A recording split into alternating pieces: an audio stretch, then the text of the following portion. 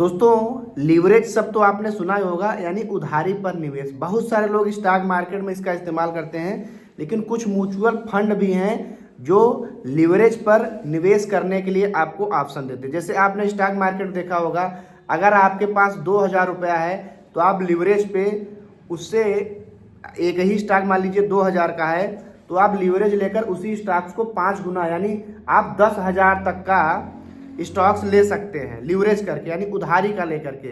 उसमें संभावना होती है, मान लीजिए आपने लीवरेज आज ही लिया और आज ही वो म्यूचुअल फंड बड़ी तेजी से रिटर्न दिया तो वहाँ पे आपको फायदा हो जाता है। लेकिन आपने आज लिया और वो म्यूचुअल फंड, यानी म्यूचुअल फंड की बात कर रहे हैं या तो स्टॉक्स की, वो नीचे गया तो चूंकि आपने बहुत ही कम पैसे में बहुत ही ज़्यादा क्वांटिटी ले ली है और उधार पे लिया है, लीवरेज लिया है, तो जिससे आपने लीवरेज लिया वो भी तो आपका 5-6-7% या जो भी अमाउंट उसका परसेंट वो काटेगा।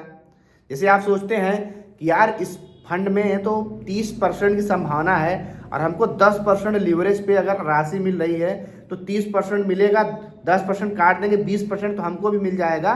तो यहाँ पे तो आपको फायदा हो सकता है, लेकिन आपको फायदा नहीं हुआ। आपने जो लीवरेज लिया था उस पर आपको ब्याज भी देना पड़ेगा और आपका फंड भी गिर गया है, तो इससे आपको बहुत बड़ा नुकसान हो सकता है। तो दोस्तों लीवरेज का फायदा तो आप जान ही गए, बाजार अच्छा प्रदर्शन करेगा तो लीवरेज के कारण रिटर्न बहुत नहीं बहुत गुना बढ़ जाता। लेकिन बाजार का प्रदर्शन अगर नकारात्मक रहा तो आपको बहुत सारा नुकसान उठाना पड़ सकता है। फंड की कीमत गिरती है तो फंड उधारी चुकाता है, इसके लिए आपको अतिरिक्त पैसा भी देना पड़ सकता है। जितना आपके पास वहाँ पैसा हो तो ठीक है, लेकिन अगर बहुत ज़्यादा गिर गया, जैसे मान लीजिए आपके पास 1 लाख का म्यूचुअल फंड था, आपने 50,000 का लीवरेज ले लिया था और आपका बहुत ज़्यादा गिर गया मार्केट और कंपनी को नुकसान होने लगेगा, तो आपका पूरा स्टॉक्स आपसे बिना पूछे बेच करके अपना पैसा ले लेंगे और आपसे पेनाल्टी के रूप में और ज़्यादा भी पैसा लिया जा सकता है। इसीलिए दोस्तों लीवरेज के अलग फायदे और नुकसान है।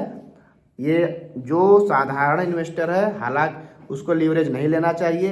दोस्तों अगर आप इन्वेस्टमेंट करने ही आए हैं तो आप अपने पैसे से करिए ना, उधार लेके इन्वेस्टमेंट करने में क्या फ़ायदा है ना।